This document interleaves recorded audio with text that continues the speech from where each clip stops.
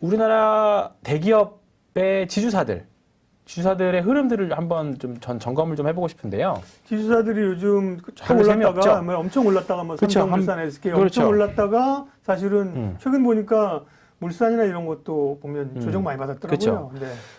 삼성물산은 뭐 한번 볼까요? 네. 삼성물산 보면 거의 뭐 많이 내려왔죠. 많이 내렸고 그 다음에 한화 많이 내렸고 그 다음에 LG 또 많이 내렸고 SK 그러니까. 또 많이 내렸고 효성도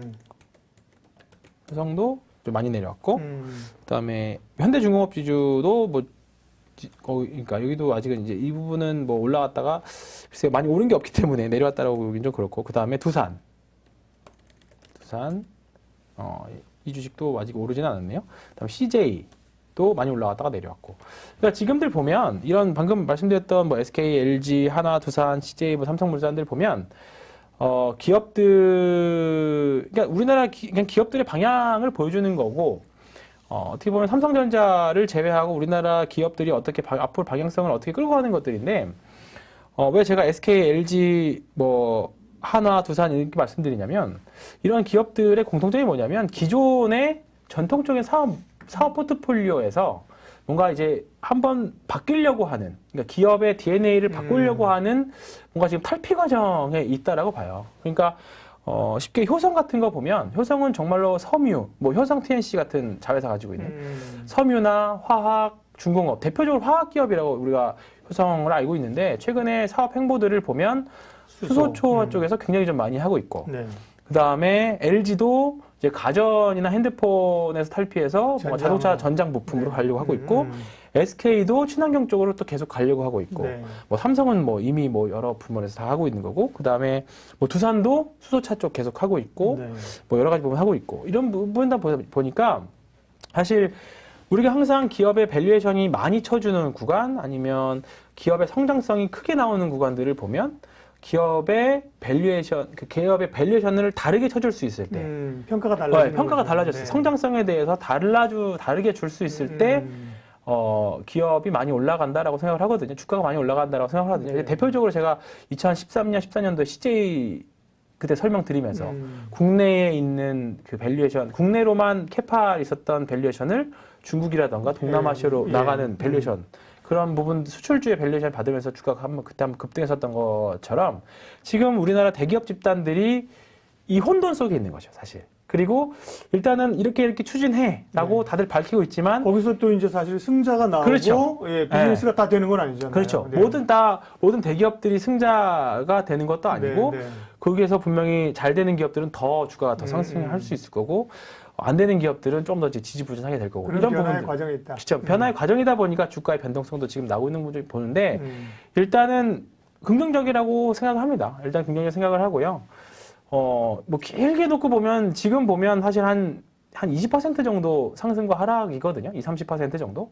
길게 만약에 이게 한 5배, 6배 가는 과정에서 20%, 30% 사실 아무것도 아니게 되거든요. 나중에 가면. 그러니까 지금 구간에서 당연히 작년에 예를 들어서 뭐 지금 떠 있는 CJ를 뭐 잘 해가지고 뭐 한 8만 원대 샀던 분들이라고 하면 그게 한 11만 원까지, 12만 원 정도까지 갔었으니까 한 30% 정도 수익이 났다고 치더라도 지금 그게 많이 깎아먹었죠. 근데 이제 오르는 것만 보다, 주식은 오르는 거라고만 생각하다가 이제 주가가 떨어지니까 되게 우울해하고, SK 같은 경우에는 왜 떨어지냐고 물어보시는 분도 되게 많아요.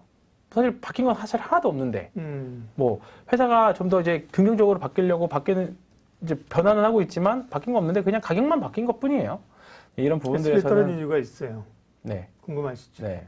SK 바이오사이언스 상장한다 그러면서 SK인 줄 알았는데 SK가 아니야. SK 케미칼이야. 케미칼에서 약간 여담을 얘기한 거예요. 뭐 그렇게 생각하실 수도 있고, 뭐 해프닝들이 많으니까. 그러니까요. 네, 뭐 그런 관점에서. 그다음에 또 뭐 사실 굉장히 많이 올랐어요. 네, 많이 정말 올랐죠. SK만큼 사실은 SK 원래 사실 에너지 SK가 옛날에 유공 아니에요, 유공. 그렇죠. 유공 선경 이제 SK고 석유 유공. 그게 에너지인데 에너지를 친환경, 수소 이런 쪽으로 완전히 드라마틱하게 몰고 가잖아요. 거기대로 엄청 올랐다가 사실은 조정도 좀 받았는데 좋죠, 포트폴리오. 사실 가격의 문제지, 어디서 사느냐 문제지. 사실은 물산도 저는 좋아하지만 물산보다도 SK 같은 게 훨씬 더 성장성 높은 거 아닌가요? 네. 네. 그래서 지금 구간에서는 그런 종목 지주사들, 대기업 집단, 그러니까 더 크게 확장해서 좀 크게 본다고 하면 코스피가 되겠죠. 결국은 코스피의 방향성을 움직이는 기업들인데, 네. 뭐 현대차 그룹도 참, 뭐 그룹 지주사면 현대차도 지주사면 지주사니까. 거기도 변화가 있는 네, 변화가 거죠. 있는 거고. 예.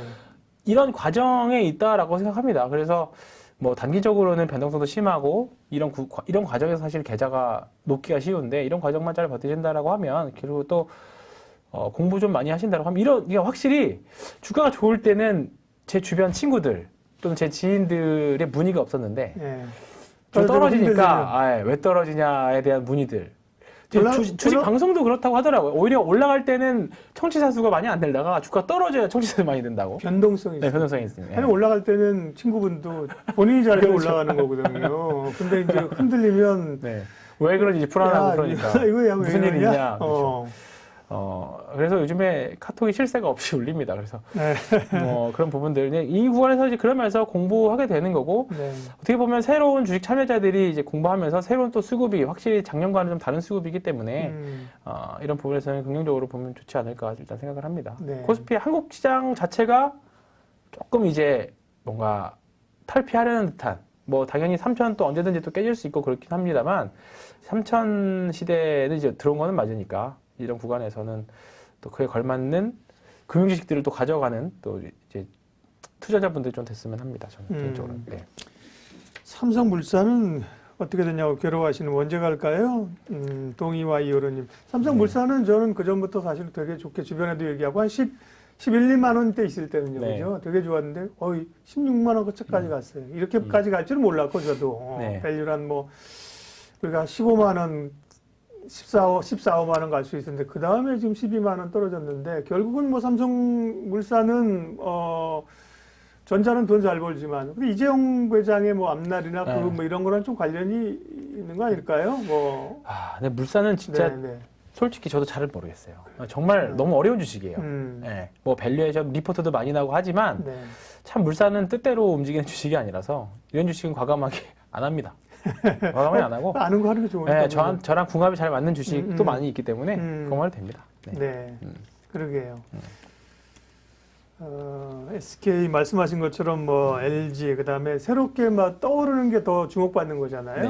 그러니까 말씀하신 효성, 한화그룹 그죠? 이런 네. 데가 훨씬 더 탄력이 좀 그리고 있습니다. 댓글 네. 중에 시젠 뭐 말씀하신 분이 있어가지고요. 네. 시젠은 저번에 나왔을 때도 시젠은 올해는 좀 어렵지 않겠느냐 네. 이렇게 말씀을 드리긴 했는데 실적 잘 나온 날 잠깐 급등하고 그 다음 날부터 이제 급락이 좀 나왔는데요.